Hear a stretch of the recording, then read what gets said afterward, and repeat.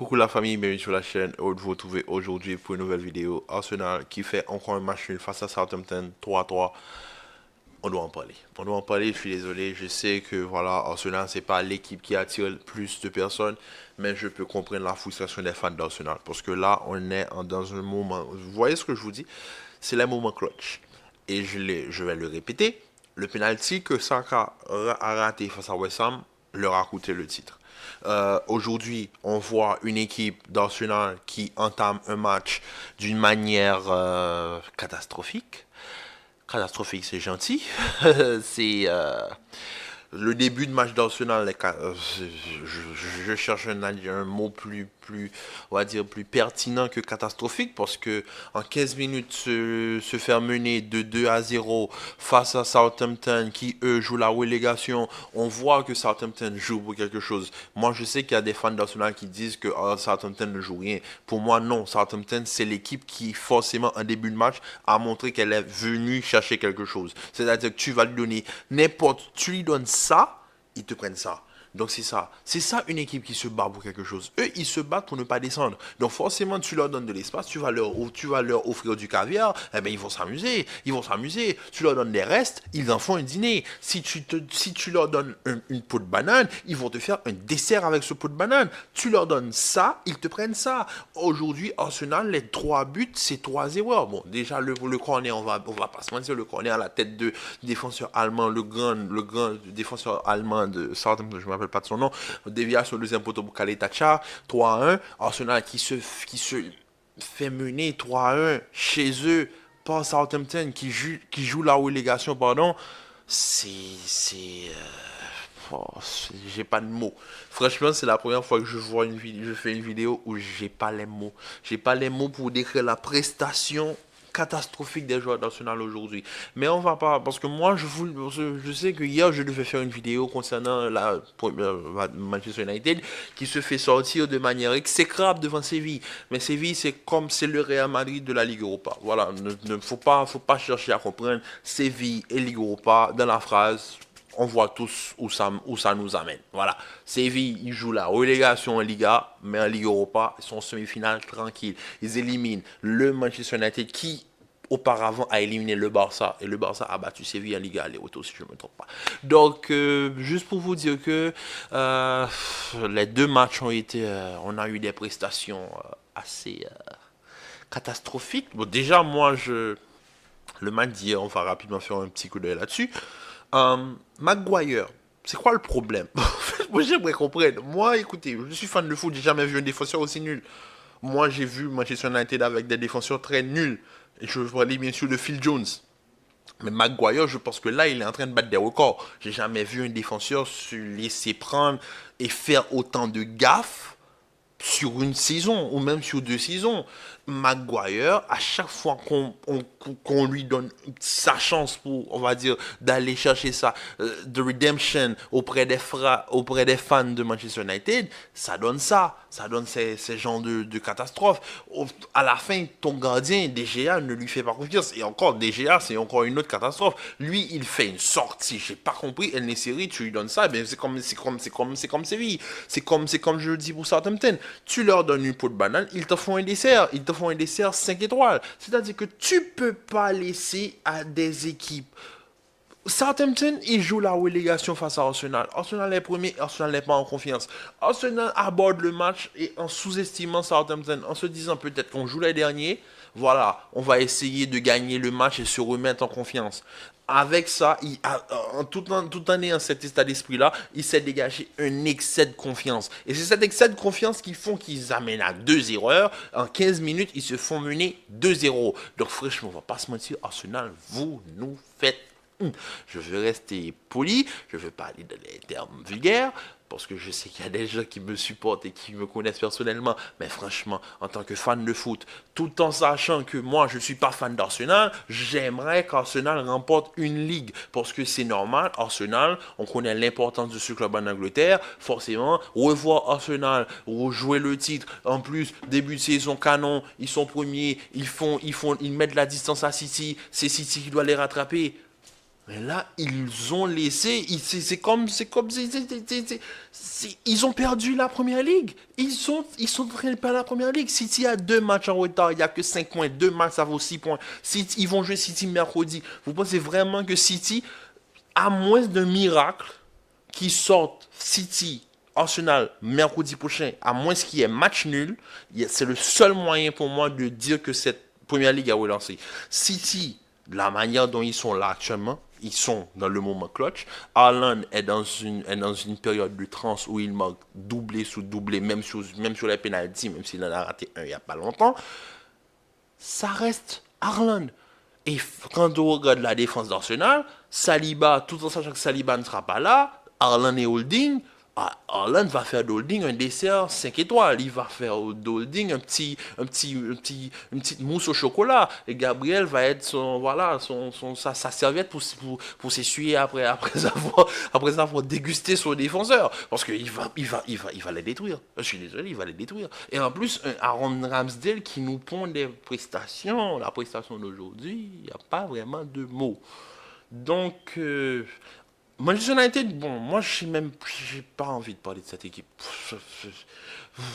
Il y a Varane blessé, Lisandro Martinez blessé, Malacia ne joue pas, Bruno Fernandes n'est pas là, Rashford est blessé, une attaque où tu te débarrasses de Cristiano Ronaldo, même si lui, en Arabie Saoudite, il est en train de faire du n'importe quoi, mais bon, tu te débarrasses de Cristiano Ronaldo, tu vas me chercher Weghorst que tu fais pas jouer, tu fais jouer Anthony Martial depuis 3 matchs, il s'est reblessé encore une fois, on ne sait pas s'il sera présent ou pas, Anthony il est tout seul sur son côté, tu commences un match avec 2 latérales droits, Aaron Bissaka à gauche, j'ai jamais vu Aaron Bissaka à gauche de toute ma vie, je l'ai vu à Crystal Palace, je l'ai jamais vu jouer à gauche de toute ma vie, tu mets Bissaka à gauche et dans l'autre à droite, et tu as Luke Shaw sur le banc, pourquoi c'est pas Luke Shaw qui commence ce match? Pourquoi tu me mets Aaron Bissaka sur le côté gauche?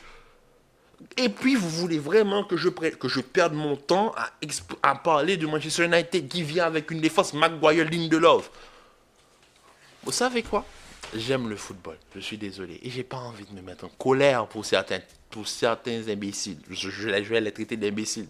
Je sais que ça n'arrive pas souvent, mais voilà. Manchester United, hier, ce qu'ils m'ont pondu, plus jamais. Si c'est ce qu'ils vont faire pour le reste de la saison, je ne parlerai plus de Manchester United pour le reste de la saison. Actuellement là, je ne vais pas vous mentir, il y a certaines équipes qui me, je ne vais pas dire dégoûtent, mais qui me découragent. Je suis désolé. Perdre mon temps à faire des résumés, à faire des reviews, sachant que ces équipes-là, on dit les mêmes choses tout le temps. Moi, j'ai même plus envie de faire. Par exemple, Arsenal, moi, je garde Arsenal dans la ligne de mire parce qu'ils sont premiers. Mais franchement, Arsenal, ce qu'ils m'ont produit aujourd'hui, et là, les joueurs, non seulement ils sont menés 3-1, ils sont là, au lieu de rester focus sur le match, ils sont là à dire au public, faites du bruit. Mais faites du bruit. Comment tu espères? Non, mais les gars, on peut avoir de l'argent, mais ne pas être idiot. Vous êtes menés 3-1 chez vous. Vous jouez City dans 7 jours, dans moins de 6 jours. City sera à 5 points avec un match nul. Et là, vous étiez mené au score. C'est-à-dire que City aurait 3 points, si je ne me trompe pas. 3 points d'écart, même 2 points. Donc, tout en sachant cela, non, 4 points. 4 points, pardon, 4 points.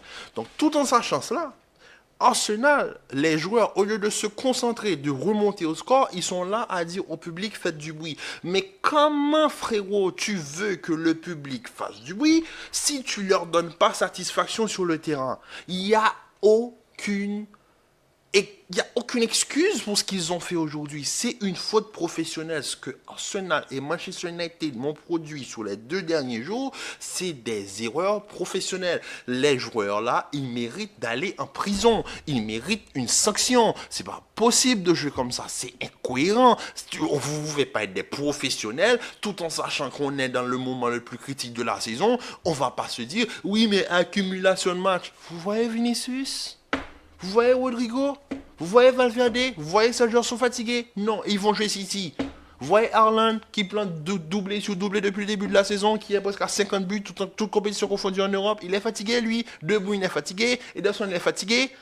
Franchement, j'ai jamais... C'est là que je dis, il y a une partie d'expérience qui rentre en jeu. Il Il y a une partie d'expérience qui rentre en jeu. Et je suis désolé, Arsenal, ils peuvent avoir une équipe avec énormément de potentiel, mais ils n'ont pas encore l'expérience pour gérer toute une saison. J'espère qu'après avoir, parce que moi, de toute façon, mon avis, ils ont perdu le titre.